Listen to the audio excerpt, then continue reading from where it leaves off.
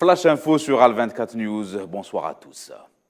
Les 15 membres du Conseil de sécurité de l'ONU à New York ont exprimé leur inquiétude et souligné la nécessité de maintenir le statu quo dans l'enceinte de la mosquée Al-Aqsa, Al-Quds, en Palestine. L'ambassadeur de la Palestine auprès des Nations Unies, Riyad Mansour, a interpellé le Conseil de sécurité sur la nécessité de mettre des lignes rouges aux violations sionistes et agir en conséquence. En Palestine, toujours, les forces d'occupation ont démoli 3 maisons dans la ville de Tel Arad, dans les terres du Negev, afin de mettre en œuvre des plans de colonisation. Les forces d'occupation ont également pris d'assaut le village de Sousia, à l'est de Yatta, au sud d'Hébron, en Cisjordanie.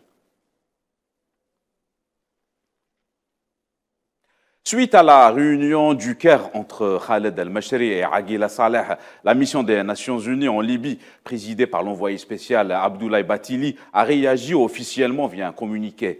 La MANUL dit prendre note de la déclaration conjointe des 2 chambres et les encourage vivement à parvenir rapidement à un accord complet et définitif, y compris sur les questions litigieuses, afin de finaliser les étapes nécessaires pour amener le pays à des élections nationales inclusives dans un délai précis.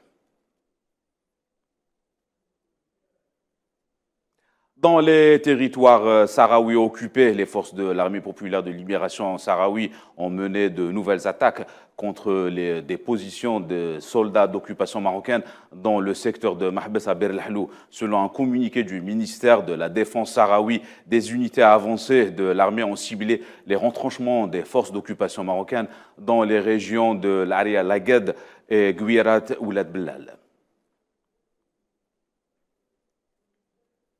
Le gouvernement tchadien a affirmé avoir déjoué une tentative de déstabilisation visant à porter atteinte à l'ordre constitutionnel et aux institutions de la République, selon un communiqué du porte-parole du gouvernement. Ce plan a été élaboré par un groupe restreint de conspirateurs composé de 11 officiers de l'armée avec à sa tête le nommé Targuiou, président de l'Organisation tchadienne des droits humains. D'après le communiqué qui précise que les services de sécurité ont procédé à l'interpellation des suspects.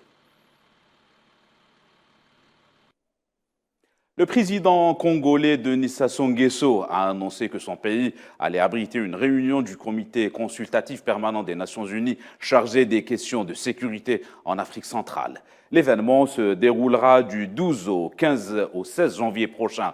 Sassou Nguesso a déclaré que la disponibilité et l'ouverture de son pays au service de l'Afrique et du reste du monde portaient sur 5 principaux axes: la promotion du multilatéralisme, la résolution des conflits et le dialogue et la médiation pour prévenir les risques et mettre terme aux situations de crise.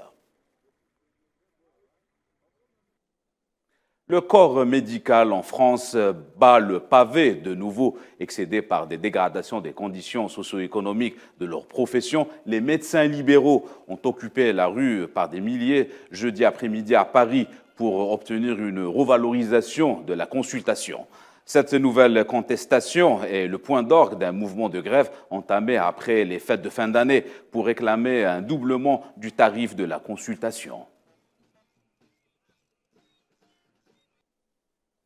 En France, toujours, plusieurs cortèges de gilets jaunes sont annoncés samedi dans les rues de Paris et d'autres villes françaises, alors que le gouvernement doit présenter le 10 janvier sa réforme des retraites. Ce mouvement contestataire est né de la protestation contre le prix des carburants à l'automne 2018.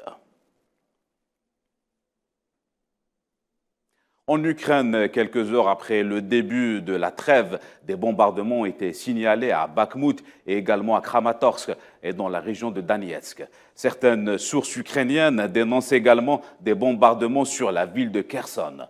Pour rappel, le Kremlin avait décrété un cessez-le-feu pour la première fois depuis le début du conflit à l'occasion du Nouvel An orthodoxe.